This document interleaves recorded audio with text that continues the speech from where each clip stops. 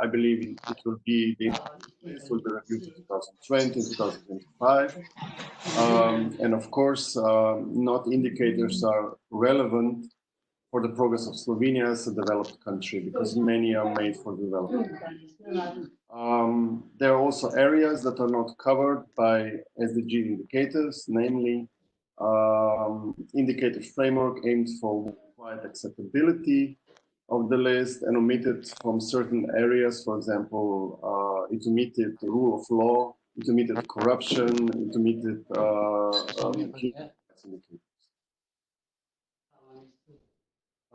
so how did we prepare our strategy?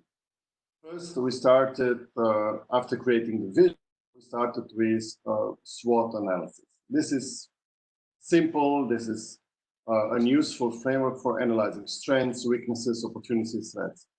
It helps build on what country does best, address what's lacking, minimize risks, and to take the greatest possible advantages of chances for success.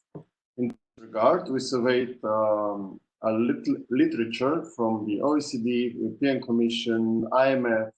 We did our own research in our development report, and actually development report in 2017 already included the main SWOT analysis in its summary text. After this, after the completing the vision and examining the different research on current state of play, we decided to start discussion on strategic orientations. Basically the primary objective of our strategy is basically to provide a high quality of life for all, and we identified 5 strategic orientations, and they are listed in front of us. Development, in our way, can be achieved through balanced economic, social, environmental development that also includes the functioning of the state. And at the level of the individual, this is manifested in good opportunities for employment, for education, for creativity. It also pictures in a safe and active life.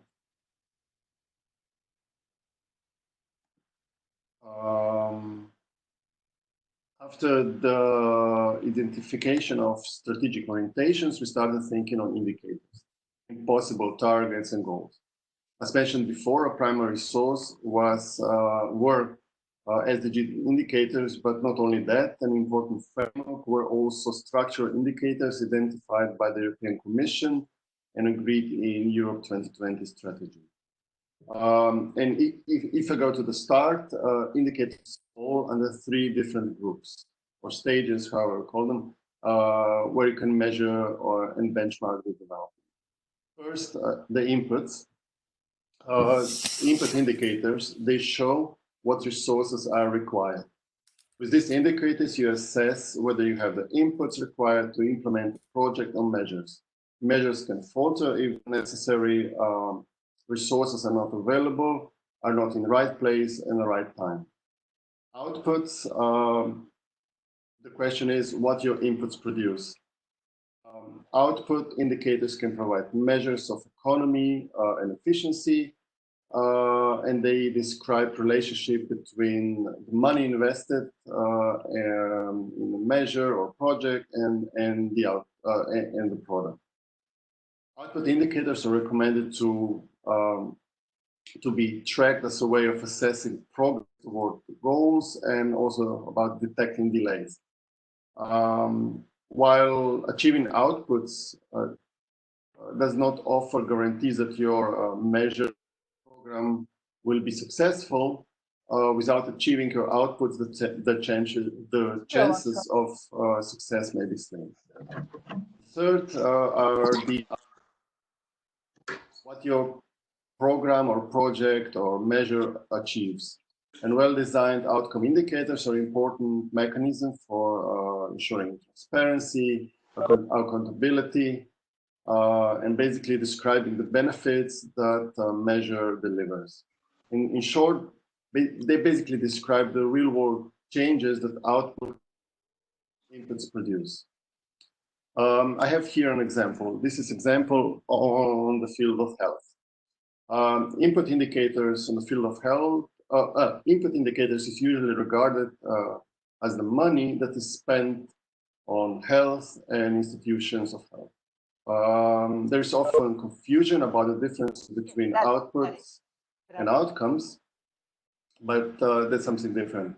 One easy way to distinguish between outputs and outcomes is to consider whether the indicator describes effectiveness, and that's an outcome. For example, creating equipment, medical equipment, hospital beds, number of doctors, nurses, which is an output indicator, are rarely the end of goal of the measures. An outcome indicator should measure improvements in health that result from these activities and outputs. And for example, the indicators that measure that are, for example, life expectancy, healthy life years, and so on. When choosing indicators for the strategy, we followed certain criteria. Relevance and accuracy. There is a clear relationship between indicators and what we want to measure. And with accuracy, I mean that the indicators really measure what they purport to measure. Regarding, if I go back to the previous slide, output or outcome indicators or input, we have decided from the beginning that we will use only output and especially outcome indicators in our strategy. That means we try to completely avoid targeting input indicators, for example, expenditure, R&D, expenditure in education. There was quite a lot of pressure from to include indicators that have international obligations and that are input indicators. For example, there is NATO obligations regarding the defense expenditure, UN obligations in official development assistance, but we didn't include any of them. Then there is usefulness of indicator. The result points basically to an area for improvement. Furthermore, the indicator is useful when it captures information that helps move strategies or priorities. Feasibility. Data can be obtained with reasonable, I would say reasonable and affordable effort. We try to use only publicly available data when selecting indicators for our strategy. Regarding timeliness, we wanted to use indicators that have relatively recent data and also are updated regularly. Relatively recent data for some indicators you cannot really choose. For example, for health indicators are like they always come with 3 to 4 years lag. Credibility, as it's written, reputable sources, preferably Eurostat, OECD, similar. We also used a lot of indicators from our National Statistical Office. Unfortunately, that was not always possible. Some fields, like public administration, have very limited amount of indicators available. And last, distinctiveness. The indicator lacks redundancy and does not measure something that's already captured under the other indicators. That was also one of the criteria. Besides of these main criteria, we also asked that the indicators are internationally comparable, but we know that that was not always possible, especially on some fields that we wanted to measure. For example, that was the field of culture, national identity, and there you basically don't have indicators that can measure international comparability. And as coming from Institute for Macroeconomic Analysis and Development, we wanted for indicators to be statistically sound, to be consistent over time, and grounded in research, and there should be a sound evidence on key influences and factors affecting the outcome. And actually, there were also two more issues.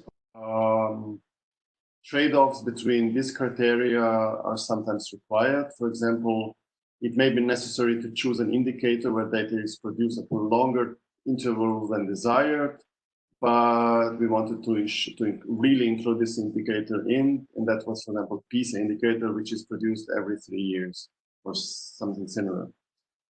And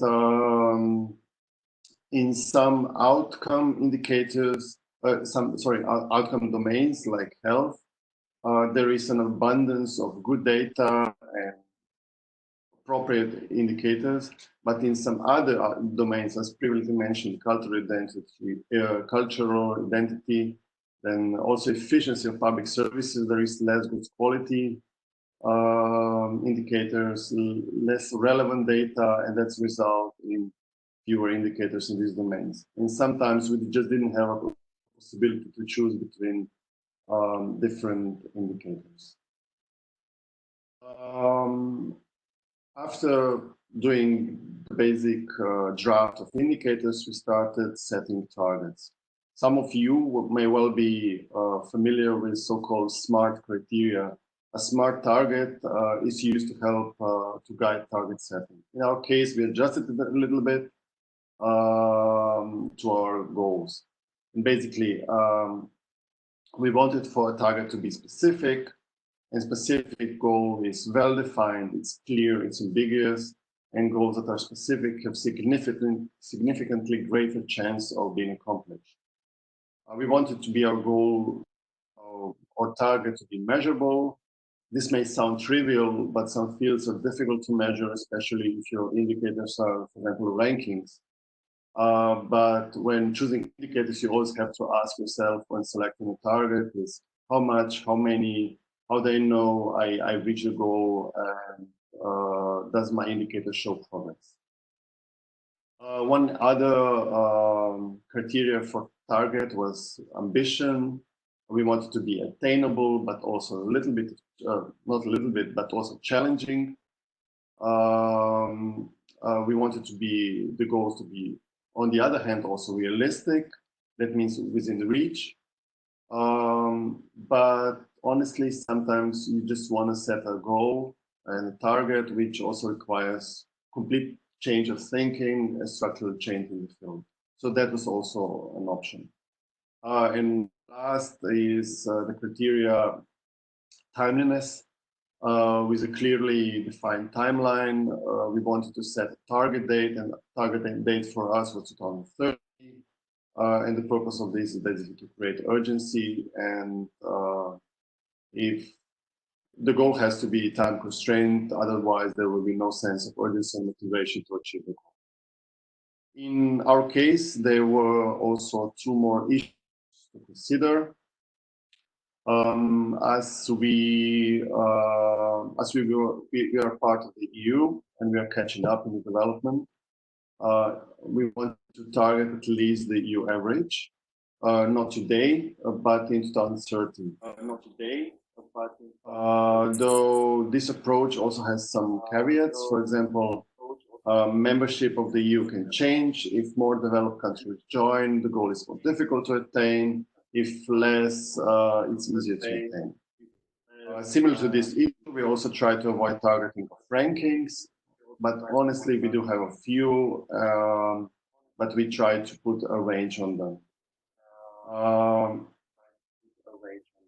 I have here an example of PISA.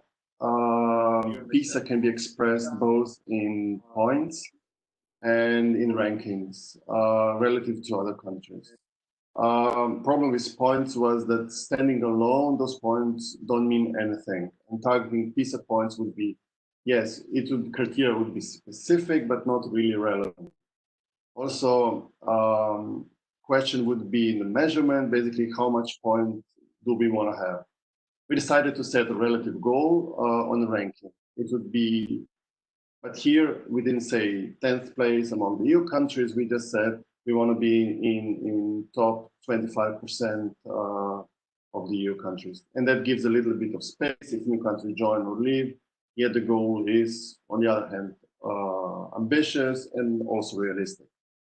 And achieving the goal would enable us with very well-educated pupils who can then build their knowledge in the further education, who can then help us to improve our innovation society, for example.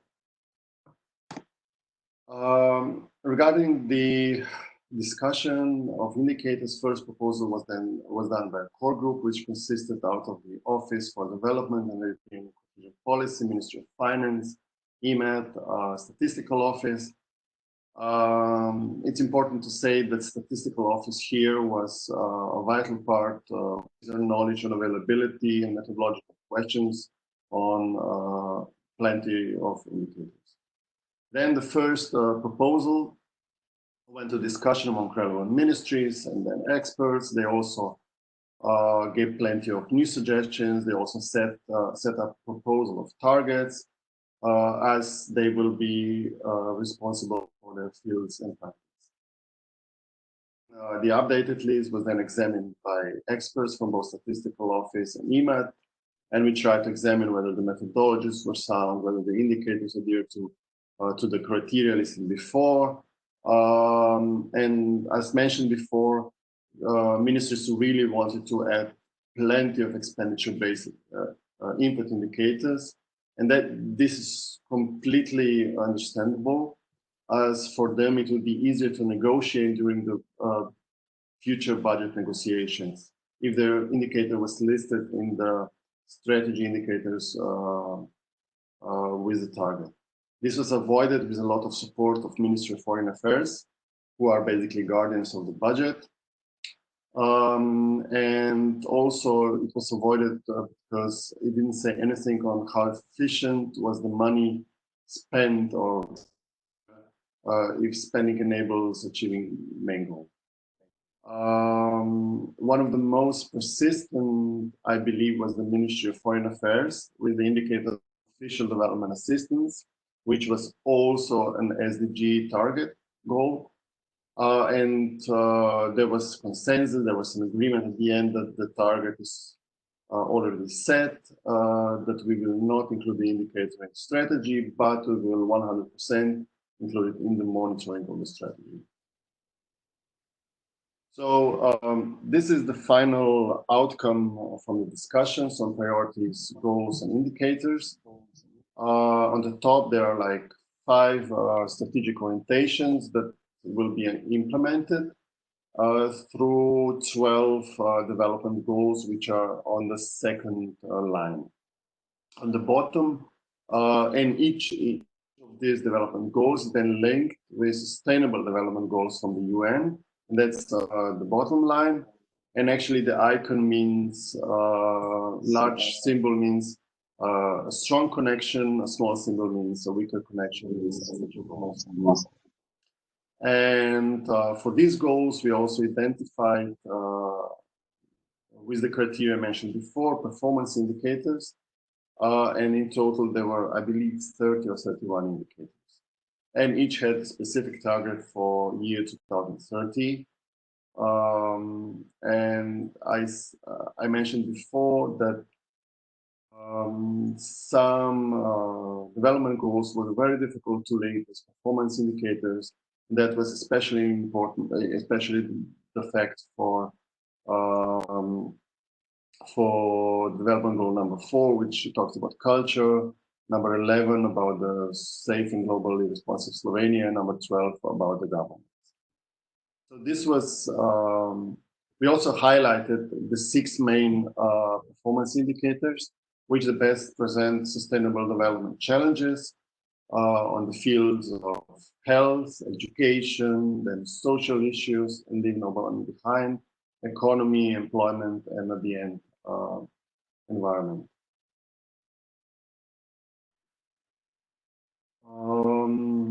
On the basis of the discussions and the comments received, then after these indicators were drawn the strategy was written, and that included also these proposals on indicators. In total, we did like 3-4 drafts of the strategy, and there was a lot of interdepartmental discussion in the government. And the strategy itself was amended by all ministries. After last, when we prepared the last interdepartmentally agreed draft, the public consultation started, and here the discussions were with all interested stakeholders, for example, municipalities, and plenty of them wanted to have detailed presentations of the strategy and how they could contribute to the implementation. After basically 1.5 years, well, 2.5 if I also count creating the division, the strategy was adopted by the government in December 2017. And then 4 to 5 months later, the EMAT presented the first monitoring report, which is not a progress report, but basically explanation of on the state of play.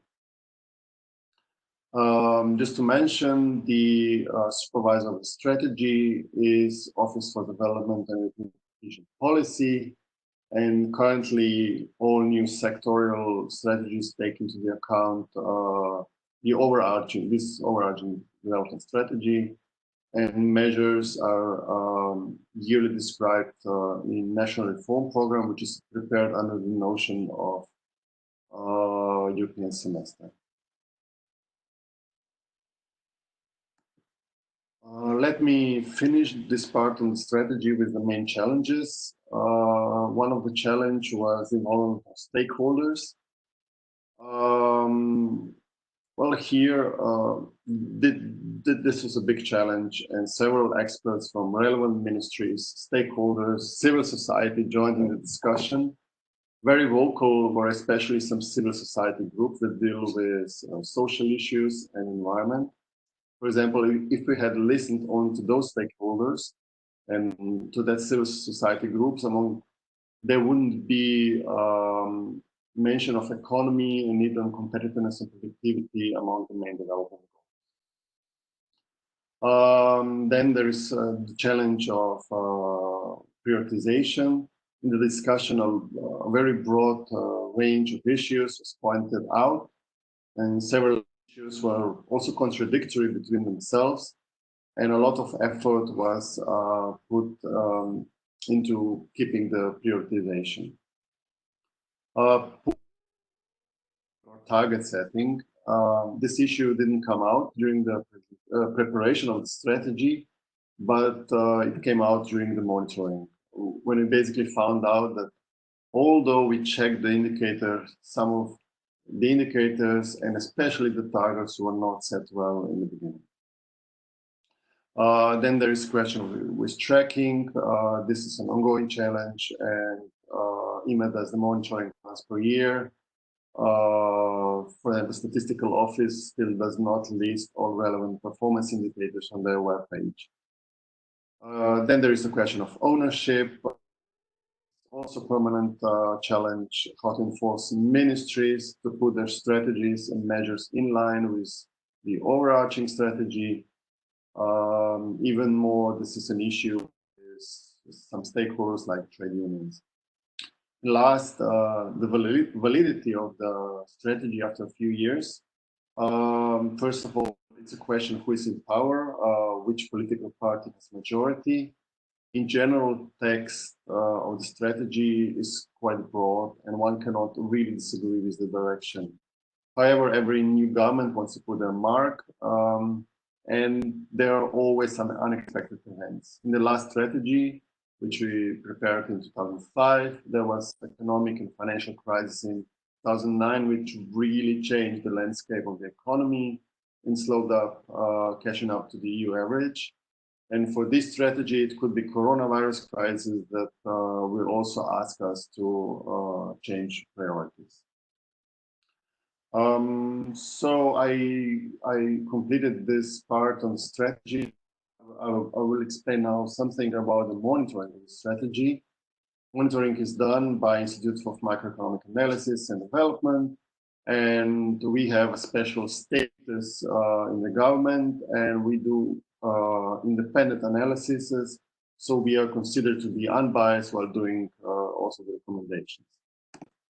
Monitoring It's done once per year, and the preparation of the report and monitoring is quite a process, and that takes usually around 4 to 5 months and includes around 30 experts. The government at the end acknowledges the report but does not draft or redraft. First, we had to connect the development strategy with reporting. On the left, there are like 12 goals. I cannot move my mouse now. 12 goals from the strategy, and on the right, our table of contents.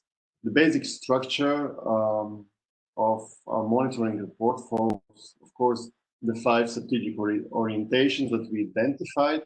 Albeit we decided to do a little bit different order, and we shuffled it a little bit, and we put on the first place something that we wanted to start with, and that was the basically economy.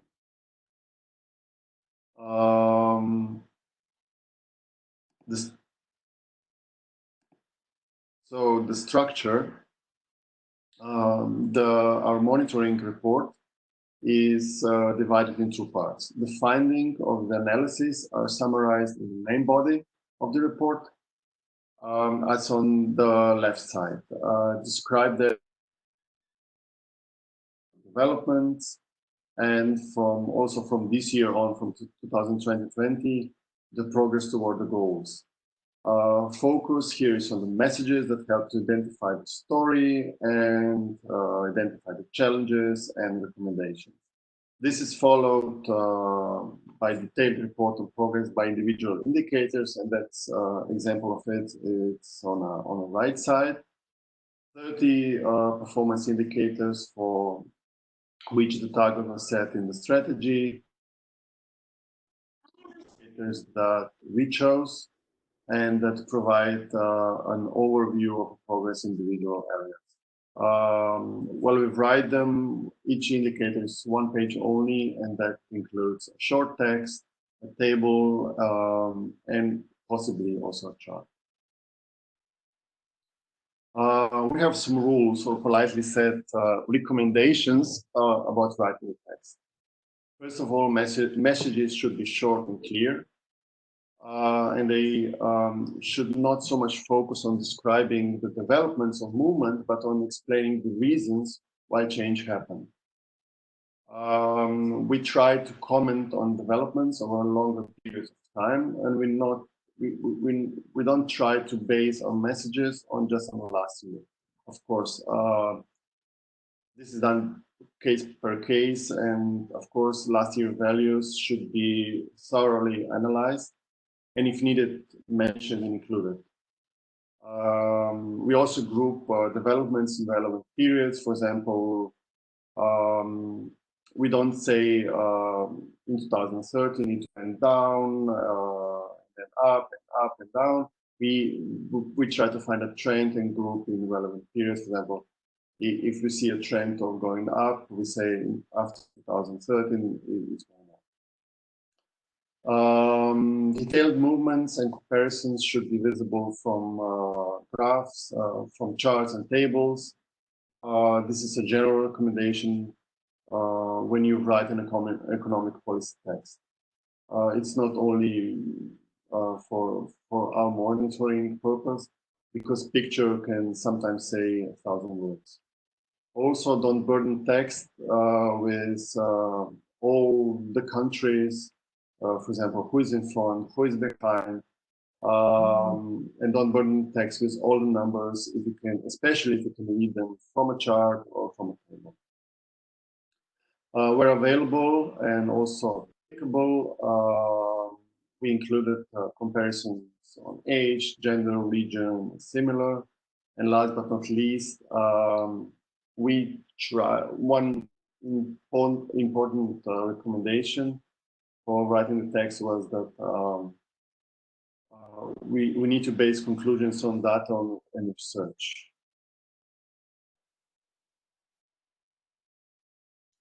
As mentioned before, performance indicators from the strategy were complemented with additional indicators, and these represent the main analytical basis of the report, which is complemented then by an overview of other data, studies, research reports, particularly for the areas where there are no appropriate indicators.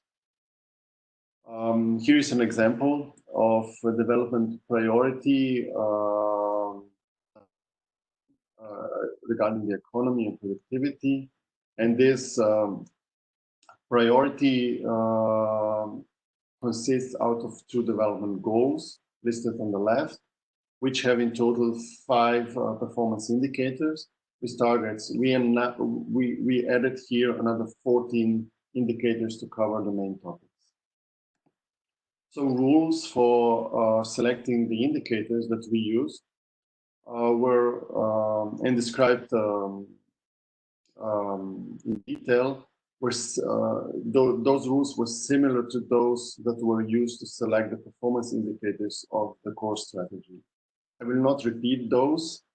However, rules that we used were a little bit more relaxed, as we wanted to cover more topics, and we wanted to ensure comparability with the headline structural indicators. We also use, monitoring the input indicators.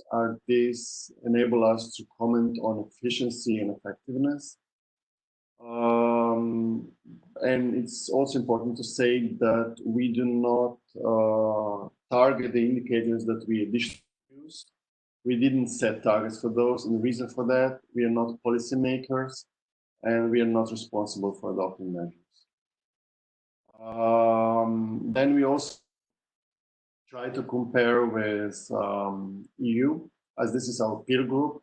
On some fields, we also narrow this group. For example, new members of the EU, OECD. It was depending on the context. We also try to present data in charts and tables from year 2000 on, though this really depends case on case, and descriptions in the text are limited to the developments in the last 10 or even fewer years. Just for the overview, this is the whole list of 71 indicators that we used in our monitoring report last year in 2019. I mentioned before, 30 of those were defined with strategy and with targets. Actually, this list of indicators that we use, that we looked into detail, but the list is not complete. There are also other indicators that were used in the text, but not in the detail. So to my count, we used almost like between 100 and 200 indicators in the whole of the report. And an important note here is that only those 30 indicators set by the strategy are fixed. That means they are always every year in the monitoring. Other indicators can get replaced due to different reasons, for example, changes in the methodology, when we find problems in the methodology, when there is no update or similar. So the lessons learned from the indicators monitoring.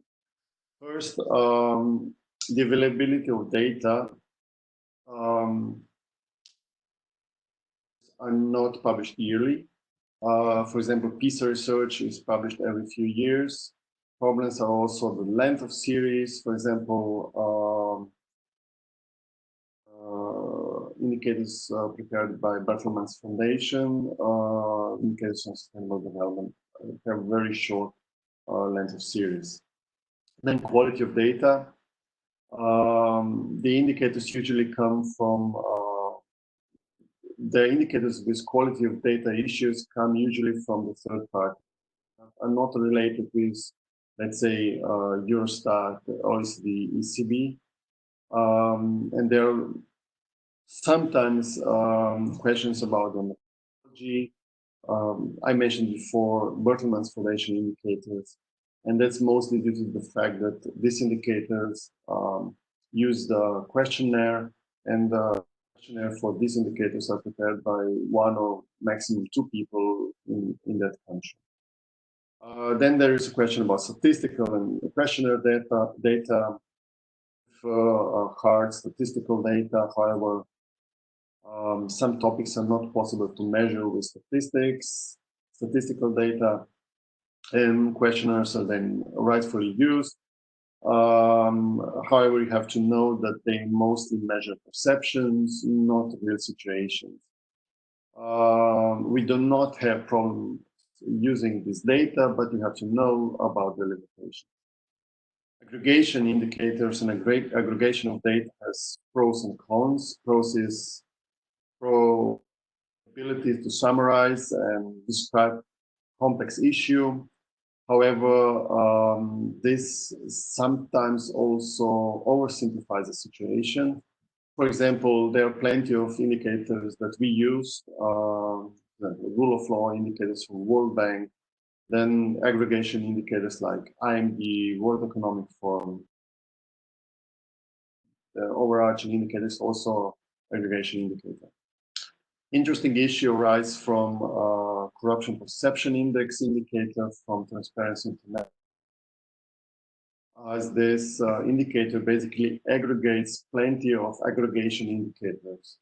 So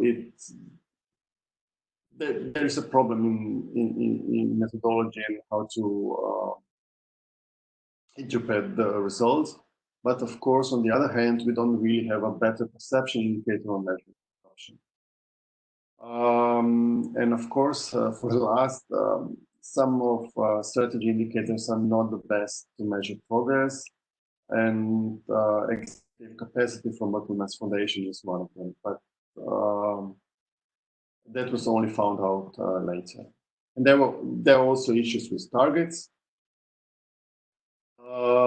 Targets already achieved with the latest report in 2020, we find out that a few of the targets were already achieved, and we know the target was realistic, but it was too easily achievable with too much effort and not really ambitious. Then we use also global peace index. Yes, we do have a performance indicator that measures peace.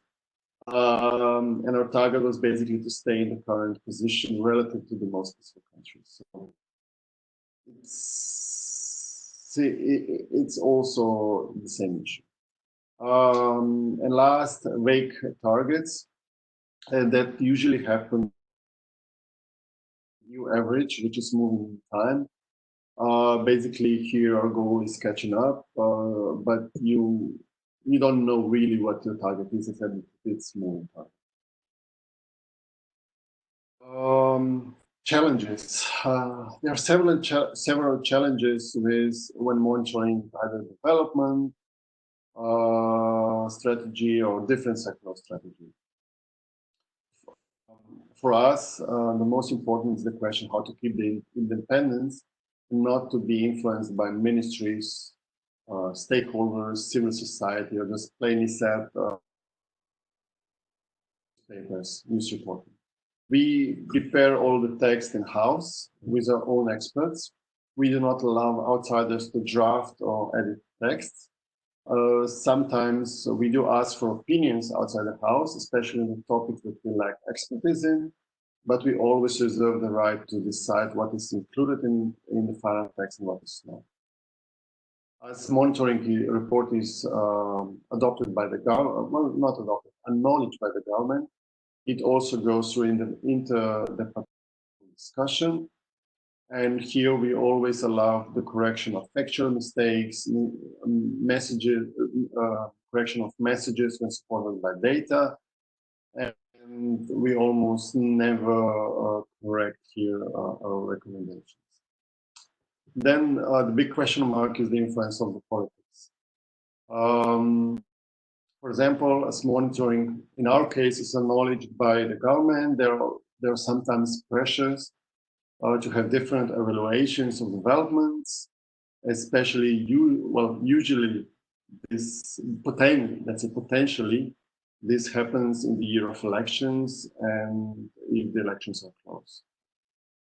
Then there is a question of the users of the publication. Real and most frequent users of our monitoring are international institutions on one hand, like European Commission, OECD, and some, let's say, internal institutions of Slovenia, like Ministry of Finance and Fiscal Council. However, we would also sometimes prefer to have more users in the ministries when they are responsible for preparing programs and measures, so especially among the ministers. And this brings me to the last point of today. It's the visibility of recommendations. Well, my general advice would be get a good PR to increase the visibility of your publication and start a public discussion about the recommendations. Policymakers need to hear recommendations as often as possible and hold the line and don't change your messages or recommendations too often. But there are some recommendations to increase the visibility.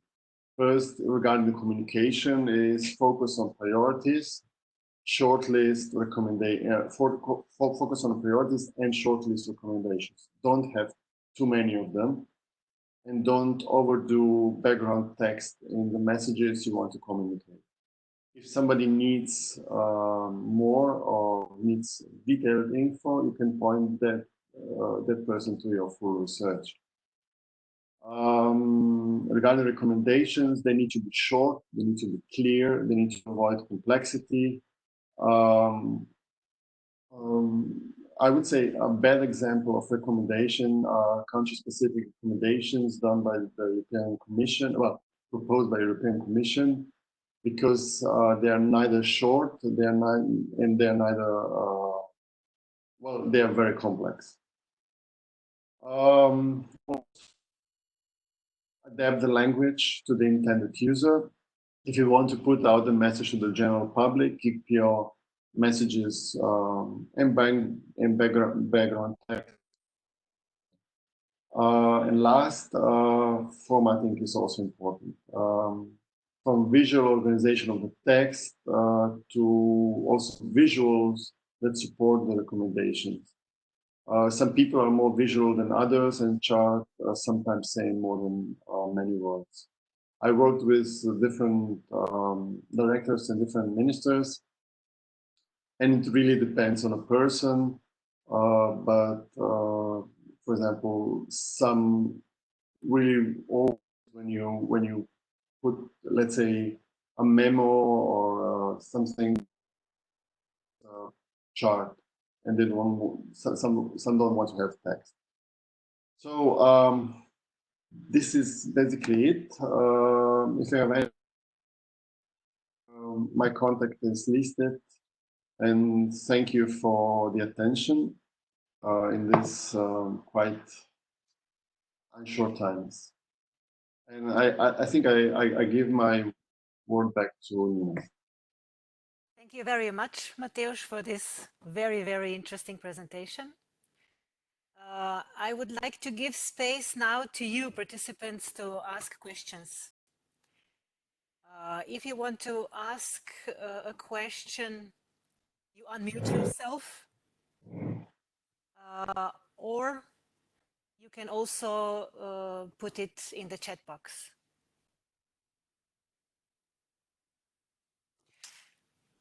But in the meantime, let me say that I have read the development report. To me, it looked, I also have a hard copy of it. And to me, it looks really a nice structured document. What I liked a lot is this one-pager approach that you have, so that one topic is covered in one page. And that the text is concentrated on the reasons, not telling what you already see in the graph. That's just my impression as a representative of the general public. You say it's also a stakeholder in it. But I would maybe ask one question. May I just intervene? I don't know whether Steph still has the lectures on written communication and presentation skills, but we at the institute were quite frequent users of those workshops, and I would say that we think they were quite good to improve your written skills and also the presentation skills. And also in a way, they helped us communicate better to, let's say, desired public.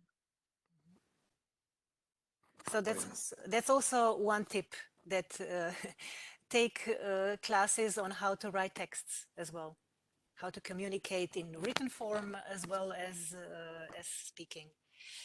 I wanted to ask, so what I see, the questions from people is, will they receive the slides? Of course you will. After this webinar, you will receive both presentations. My question would be, you explained this complex process of how you prepared the national strategy and the indicators. And a lot of institutions actually taking part in it. My question would be regarding setting the targets, setting the goals for the indicators. Who is actually the one who was or is actually the one deciding on whether they are realistic, ambitious, too ambitious? Who's owning? Well, first, we asked. Well, there was a special indicator group.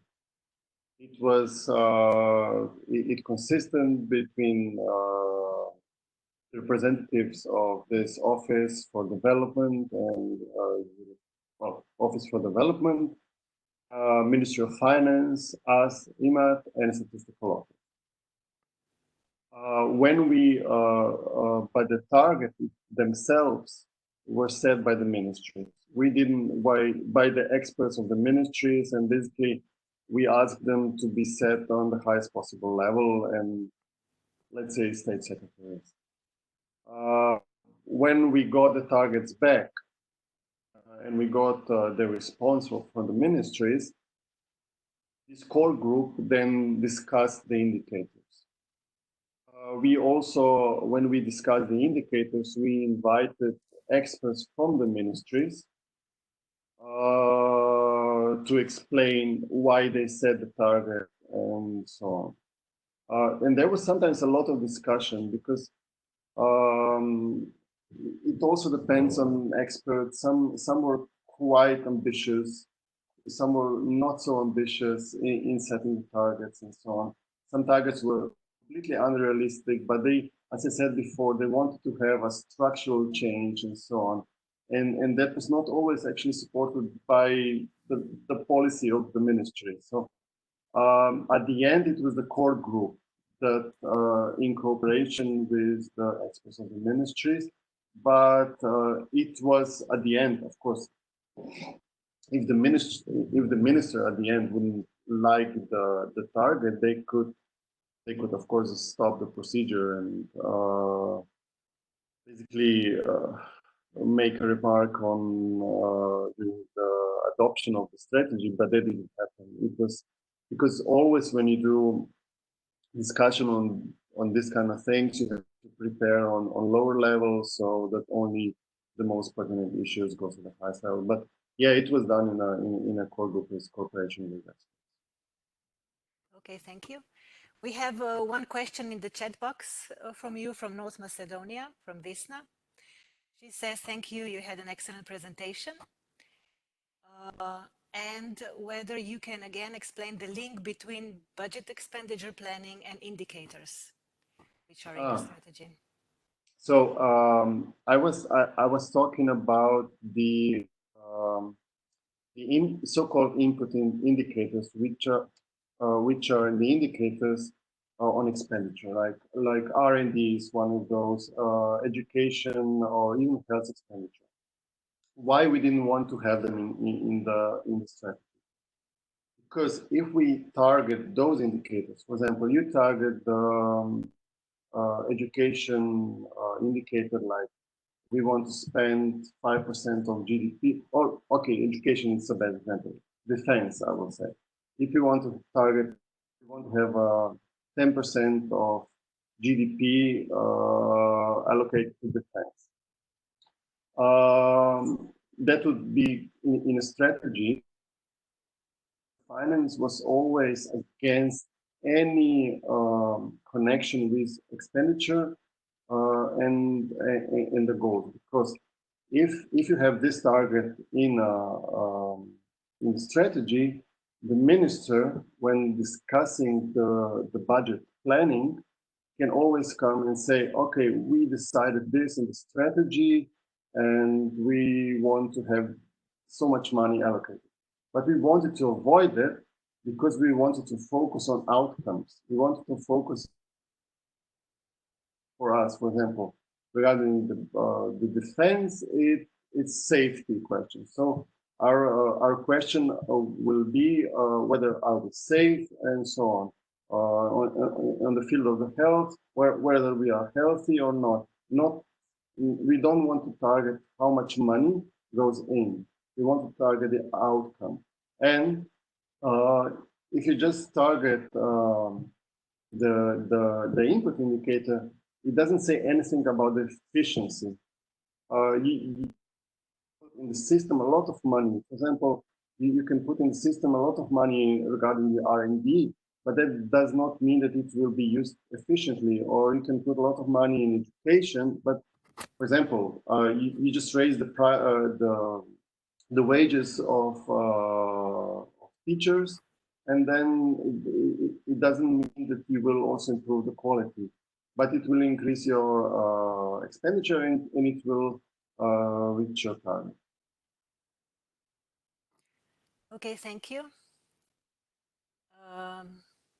Lisna says thank you as well. So, since there are no more questions right now, but we have another Q&A section at the end, I suggest we move on to Osman. Can you please give him the rights so that he can share his screen and his presentation? Osman is coming from the Directorate for Economic Planning. He's a senior economic analyst, and he will guide us through the quarterly report that he prepares. So please, Osman, the floor is yours. Good morning, everyone there. I hope you can hear me because I had a lot of trouble to connect. Can you hear me now? We can hear you now, Osman. Great. Okay. You okay. The right time. Okay. Yes, it's not always late. Okay. Before I start, I would like to thank to Matavž for his very extensive and a brilliant presentation. It is not an easy task to do the presentation after his presentation, but anyway, we will give a try.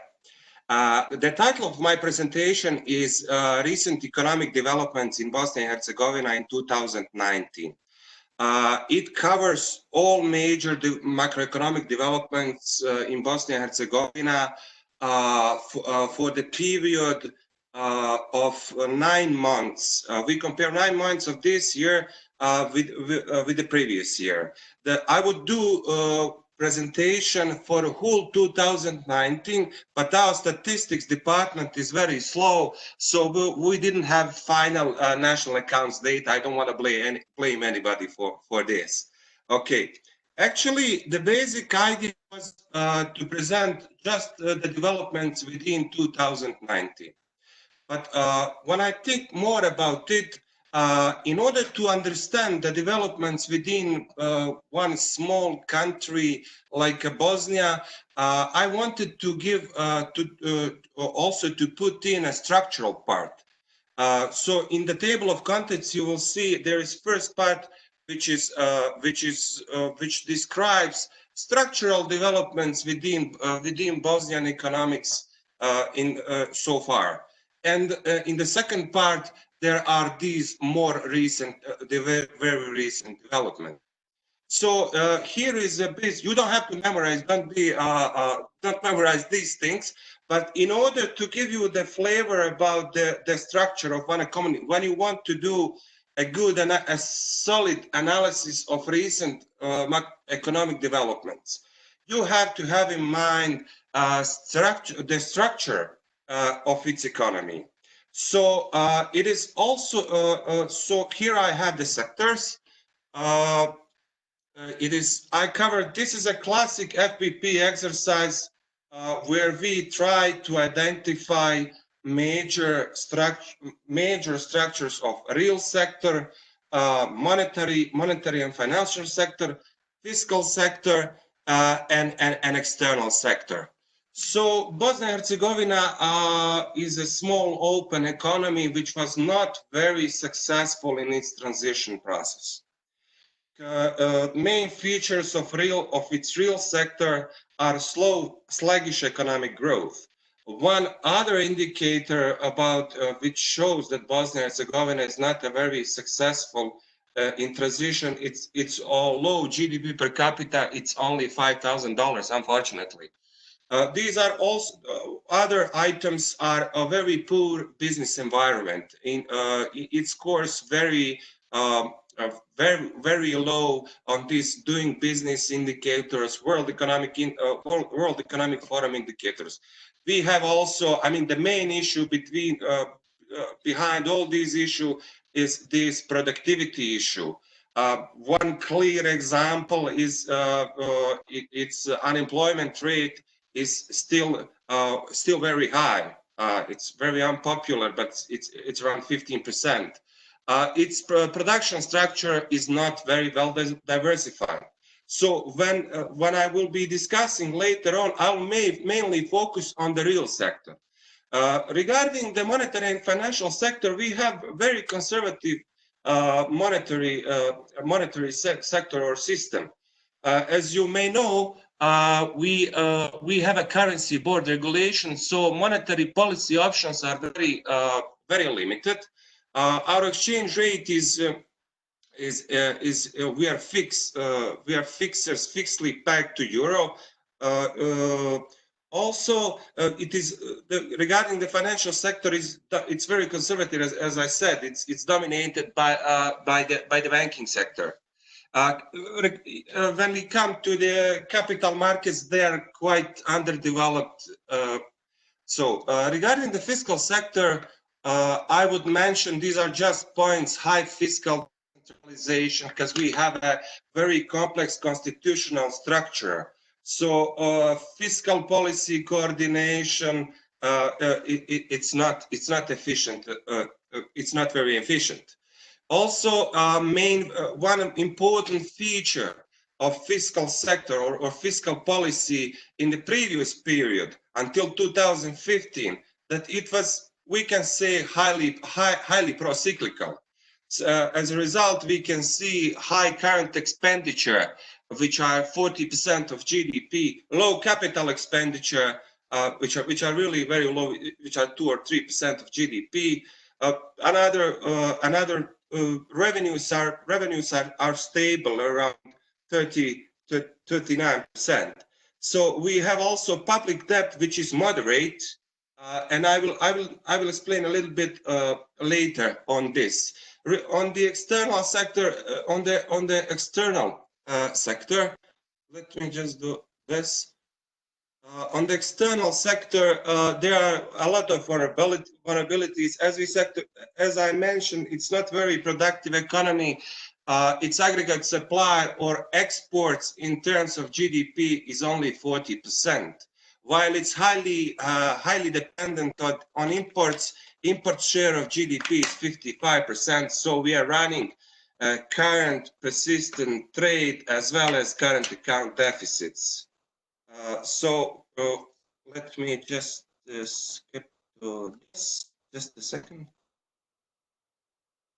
So this is, on this slide, I wanted to show, before we come to the recent economic developments in Bosnia and Herzegovina, I wanted to show you the historic performance of GDP growth in Bosnia and Herzegovina. How Bosnia and Herzegovina performed economically in the past 20 years. So I divided it into three main phases. For example, in the pre-crisis period, we were achieving a average growth of around 6%, and it may sound good, but if we do a more detailed analysis, we would see it was not, so to say, very quality growth. This growth was maybe above the potential, but it was like in the time before before world economic crisis, and it was majorly it was a time of high liquidity, and it was driven mainly by domestic demand or private consumption. It was time of high liquidity. For example, one indicator, as I can say, is that credits to households were like 30%. Annual growth, achieved annual growth of 30%. Also, we have to have in mind that in this time, it's prior to the economic crisis, the overall GDP level in Bosnia was very low. So we have a base effect also here. So what happened there? As soon as we faced the economic crisis, it completely, with a bit of lag, transmitted to Bosnia, and we went into recession. So after the recession, the progress was very slow and not very visible. So what are major characteristics of post-crisis growth? It is a sluggish growth driven by cyclical trends in the external environment.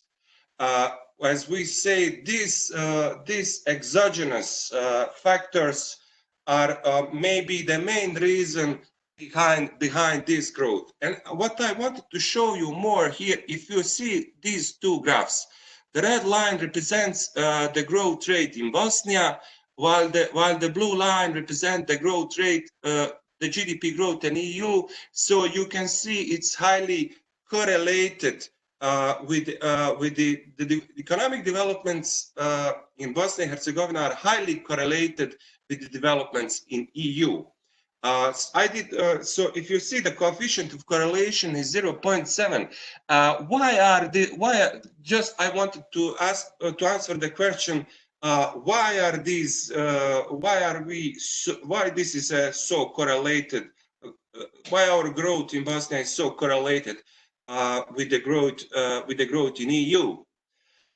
It's because we are like, our main trading partner is European Union. 75% of our exports goes to EU countries. Also, 60% of our imports comes from EU countries. So we have also our major investors here in Bosnia and Herzegovina are European investors from Germany, from Austria, from Slovenia, and also one very important component which we have to take into consideration while analyzing economic developments in Bosnia and Herzegovina. Is inflow of remittances. We have a lot of citizens living abroad who are on regular basis annually send like 10 to 12% of GDP to their relatives who are now living in Bosnia and Herzegovina. So I presented this model. I also wanted to show the consequences of this model. Economic growth model, which was which was driven by the domestic demand, mainly by the private consumption, to a less extent to the private and public consumption, a less contribution from the investments, and more natural, and also not enough contribution to the net exports. So if we analyze this long time period of almost 20 years, you will see it's the best way to compare with this is to measure it in living standards, in GDP, in purchasing power parity, when compare it to EU 28. If we consider that EU 28 living standard is equal to 100%, you will see that that people in our country are really having difficulties. There is no major progress in these 20 years. In these 20 years, we managed to increase our living standards by only 12 percentage points. That's really poor. When compared, for example, with restructured economies of Central and Eastern Europe, by which I mean Czech Republic, Slovakia, Slovenia, more or less. So you see that they managed to increase their living standards from 50% to 71. This is general average. Western Balkans are also struggling. The path is similar to that in Bosnia. And one interesting point is that if you see this blue line, I don't know whether you see it. It's interesting that Croatia, despite its EU membership, didn't converge much. It's really interesting that Croatia diverged in terms of living standards despite its EU accession. So after this structural part, I'm going to talk about the recent economic developments in 2019 in Bosnia and Herzegovina. So if you remember from my previous presentation, I mentioned that the economic developments depend very much on external environment. So it is the most important structural determinant of economic growth in Bosnia and Herzegovina. As you can see from the growth from this graph, there is always, I mentioned it here, since you are people that are involved in macroeconomics, it's already evident that the growth in the world, and particularly in Europe, was on slowdown path before this pandemic issue. I mentioned this pandemic issue just to emphasize how hard it will be, how challenging it will be for the economic growth, how challenging times are in front of us. So if you see the growth rate in European Union, when compared to 2018, European Union lost a percentage point of its growth. Most affected countries were Italy and Germany. So as you can see, their great roads are on downward. Most affected industries were automobile industry, since it's very well integrated into all the other industries and in the global value chains. So these were the developments on external side, which also affected economic developments in Bosnia and Herzegovina. So we have a slower economic growth of 2.7% when compared to 3.3% in last year.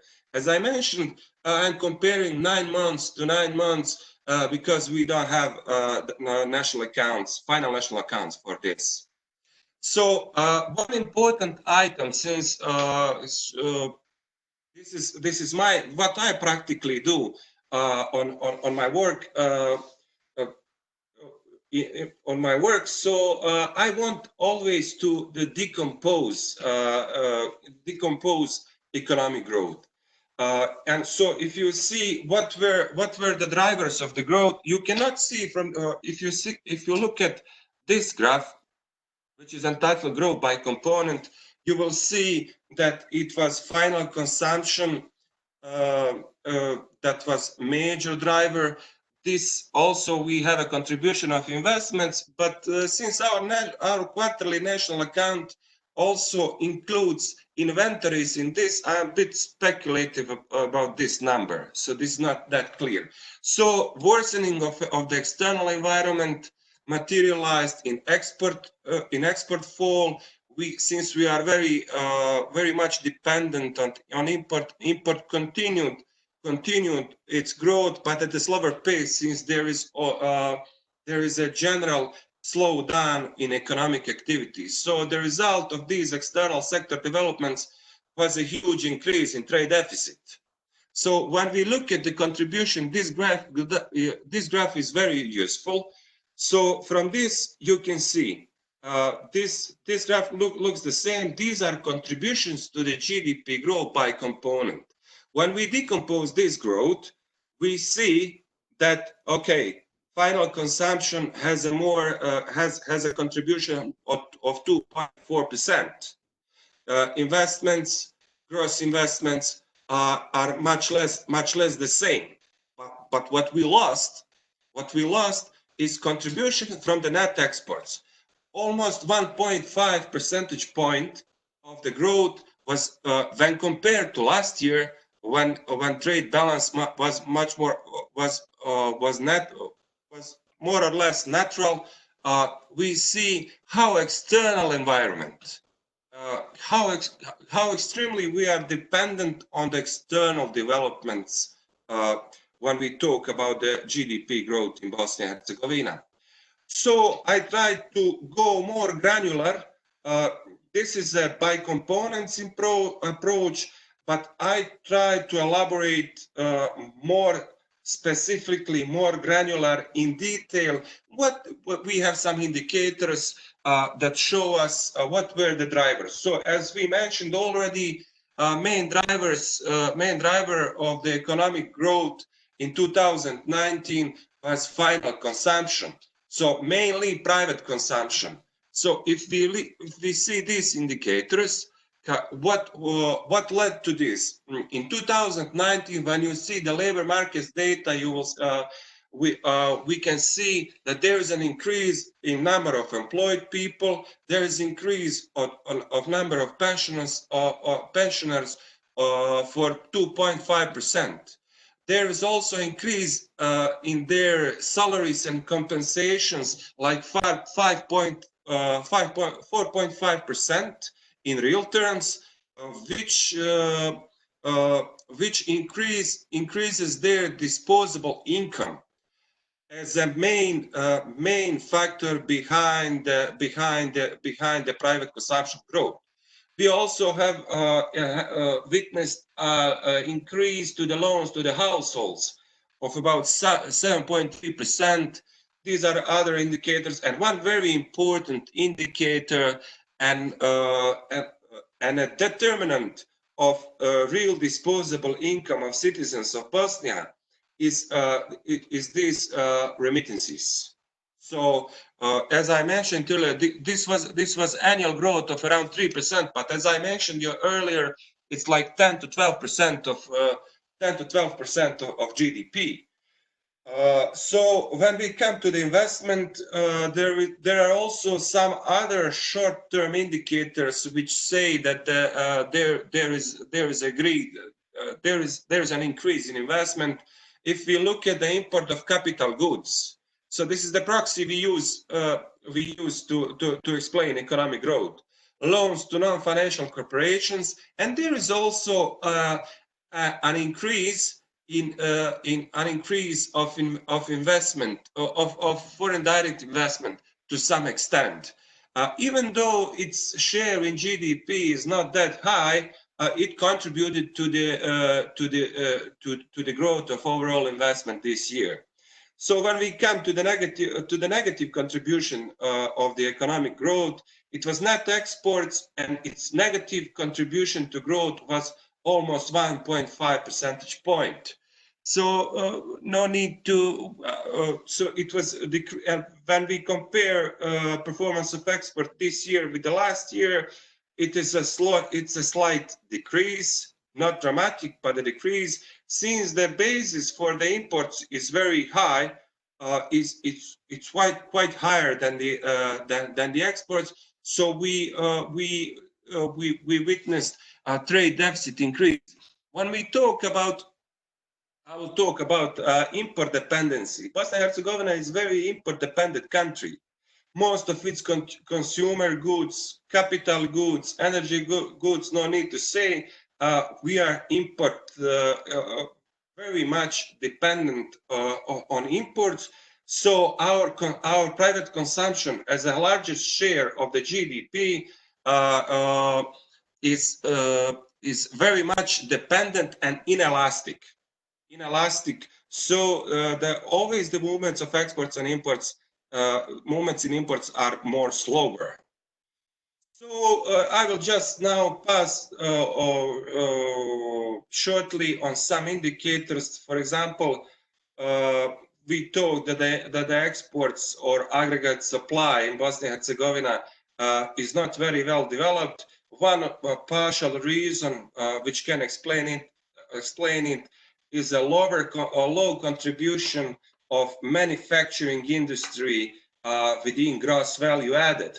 Even though Bosnia and Herzegovina made some progress from like 8% in 2000 to 2018, it's not enough. It's not enough. It's not a major, because for this kind of a small open economy, this share has to be higher. It's best visible if you compare it with the countries of Central and Eastern Europe, which managed to restructure their economies. So if you see the share of manufacturing in terms of gross value added, in terms of employment, it's quite more higher than in Bosnia and Herzegovina and maybe in the other Western Balkans countries. But just recent economic trends due to the fall in external demand. There was a fall in industrial production. Our domestic companies, some of our domestic companies had a lot of troubles. So it was also one internal dynamic which negatively impacted the industrial production in Bosnia and Herzegovina. So labor market developments, I will say a few words. I don't want to use a lot of time on this, but even though we reached this year, there was a growth in number of employed persons or employment. Labor markets are fragile in Bosnia and Herzegovina because its employment rate is very low. It's very unpopular record, not only in Europe. Employment rate of 30% of 35% is very low. Also, regarding this year, major contributors to this on right-hand scale, you see the growth rates. But when you these are growth rates, so you see this is 2.5%. But if you look at these red dots, they represent like percentage points contribution to this 2.5%, and we see that major contributors were from the services, tourism sector, retail, and manufacturing. Unemployment record, I don't know. It was Bosnia was in very poor shape. Fortunately, now it's below 20%. According to the latest labor force survey, unemployment now is on a downward, and it's 15.7%, which is still very high. Regarding the price developments in 2019, maybe before mentioning 2090, it's worth to say that Bosnia, in terms of price development, has achieved some stability. due to its currency board regulation. So mainly Bosnian inflation is mainly imported inflation, since we depend a lot of it's quite similar to the price developments in the EU. In this year, CPI index increased by 0.7%. So you can see it here. So the inflation is not a big issue. If we talk a little bit about financial sector in Bosnia and Herzegovina, it's quite conservative financial system dominated by foreign-owned banks. Major banks are from Austria, from Italy, from Germany. I think we also have banks from Slovenia. Underdeveloped capital markets are also present here, because on our stocks exchange, major trading is done by government bonds. There is no big trade between private equities. Risk perception of our economy is still very high, so it is confirmed by the credit rating of the country by Standard & Poor's. It's B plus with a positive outlook. So if we come to the recent developments in 2019, credit growth, as I mentioned earlier, was 5%. We have also deposits growth recent years, like 10%.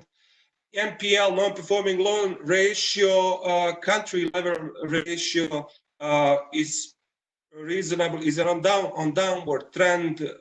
It's okay. We have a solid, sound banking system, bit conservative but very safe. There is decrease, like it's trend everywhere in the Europe. There is decrease in the interest rates on overall level in the banking sector. Also the profitability indicators are on upward. They are improving.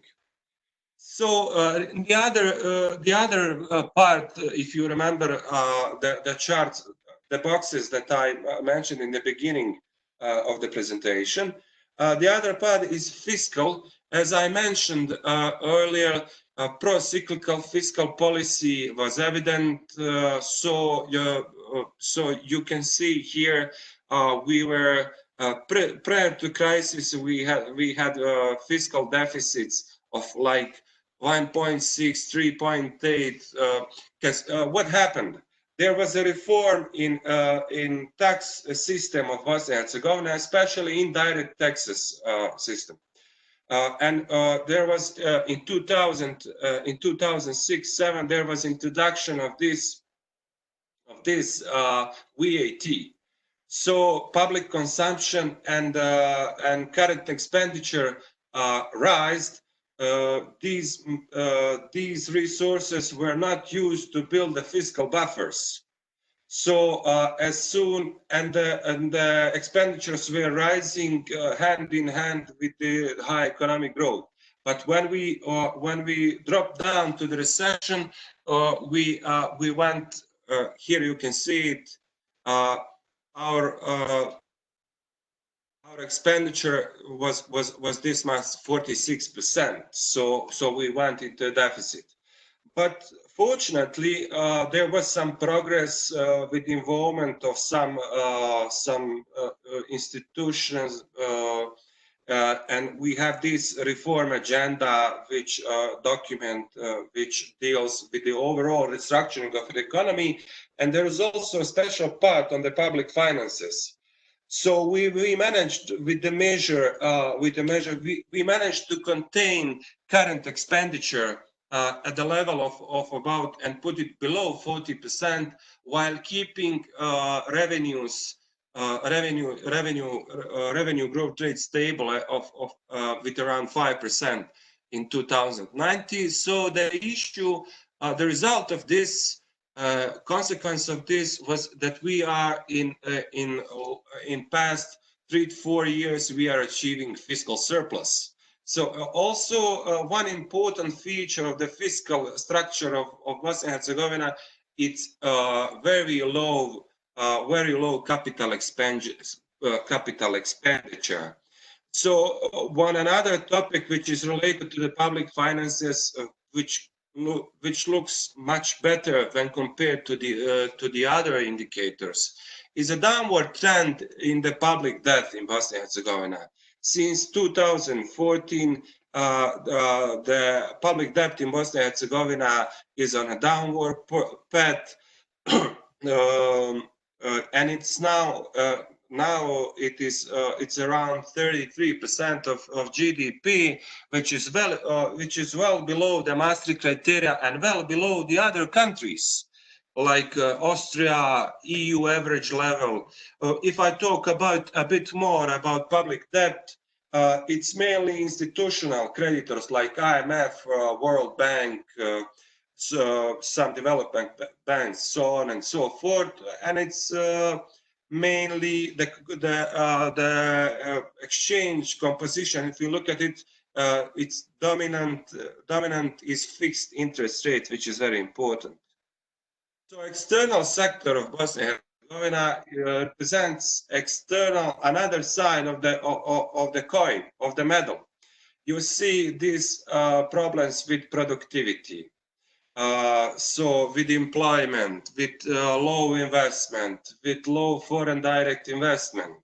So the result is that the aggregate supplier, the share of Bosnian exports, even though it's improving from 26% to the 40%, it is still very low for this kind of an economy. It should have been much larger, like we have the cases in Slovakia, in Czech Republic, in Slovenia, where exports represent like 80–90% of their GDP. On the other side, imports stayed much less the same. So I'm comparing 2008 with 2018. So they're around 60%. The result of this is a high trade deficit. If we talk about external, with the more recent data, we regularly have like 5% growth in exports. But as I showed you a little earlier, it's still too low. This may be interesting. Main exporting products are intermediate goods and energy products. One general definition which I always use regarding Bosnian export, there is no enough differentiation within the exports of Bosnia and Herzegovina in terms of products, number of products, and number of markets, because there is a high concentration towards European countries and to the region. The share of mid to high level technology products is below 10%. I talk about import dependency and main importing items are consumption and energy. And we saw the result of these developments is chronic and persistent trade deficit with around 50% of GDP, and it is main threat to external sustainability of Bosnia and Herzegovina, which is if we look at the composition of the trade deficit, it's mainly dominated by the energy and consumer goods. So here is the balance of payments. If we look at in terms current account deficit is a good measure of measuring external sustainability of the country, and it's true. You can see from here that it has improved from 2018 when it was minus 13% to recent years. In recent years, it's between 5 and 4%.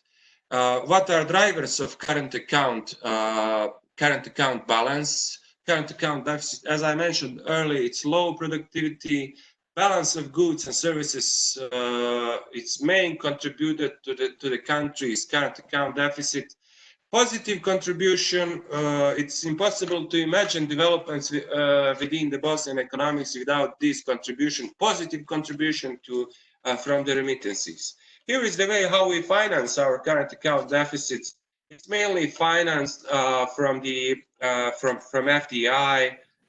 It's like 60% is financed by FDI, by trade credits to some extent, and for the rest, borrowing from abroad.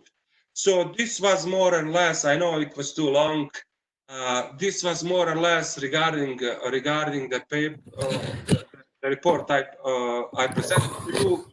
Here are also some more publications which you can find on our webpage. Somehow, most of them are translated into English, so you can find it. You can find it on our page, and you can also ask me if you have any question. You can send me an email regarding all these publications. Thank you very much for your patience.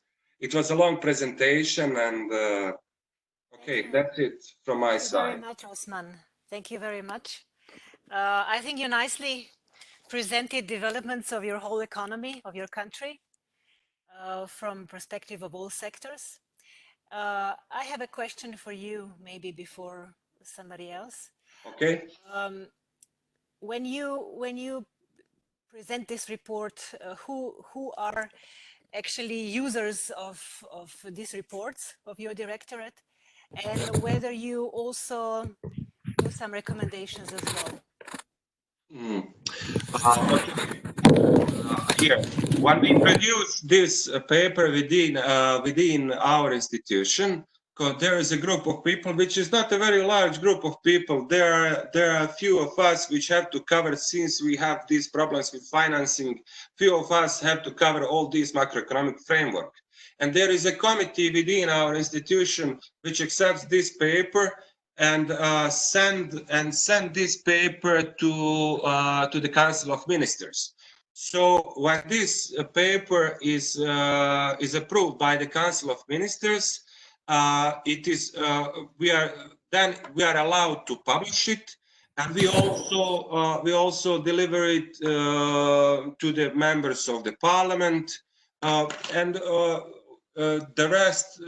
Then you can, after this is accepted, the other beneficiaries are other parts of the government, other ministries, Ministry of Finance.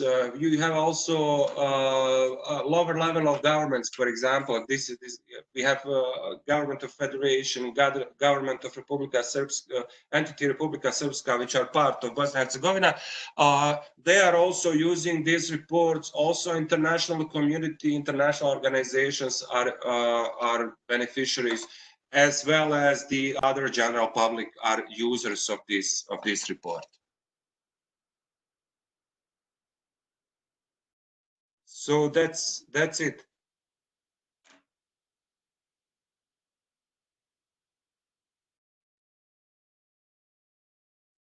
How to present the data visually, and we didn't hear you because you didn't unmute yourself. So please repeat your questions or what you were saying. Do you hear me now? Yes. Okay. I can hear you also, because I didn't hear you too. Okay. My question was, we listened to Mateusz's suggestions before about how to present the data in graphs and text, and how text should be short and everything. Do you agree with him? Absolutely agree. I mean, the basics. Also, I want to congratulate Mateusz for emphasizing these things. It's important to be concise. It's important to be concrete and visible, without too much text, because it always depends. I don't know whether I maybe have missed it. For example, when we do this, when we want to publish this report, we have also a shortened version of this, like summary. And we also, in front of all the areas, we put these bullets. so that that from the beginning it's clear to the reader what is that, because some people are very busy, maybe less interested to read whole report. I completely agree with Mateusz for emphasizing this. Okay, thank you. So, dear participants, does anyone else have another question? We see in the chat box that people are thanking you as well for the presentation. I'm thanking to them too, and stay safe, stay at home. I mean, take care about your health. Yes. All of you. So let me conclude here by saying thank you to all of you joining us today. Like Jana said, this is our first webinar in these new circumstances. And we will be having our learning initiatives online for the next 2 months. That's the knowledge that we have so far. And please follow our webpage, what we will be offering, and join us again. So thank you to both experts and to all participants. And like Osman said, stay home, stay safe. Bye-bye. Bye-bye. Guys, thank you. Bye-bye. Bye. Thank you.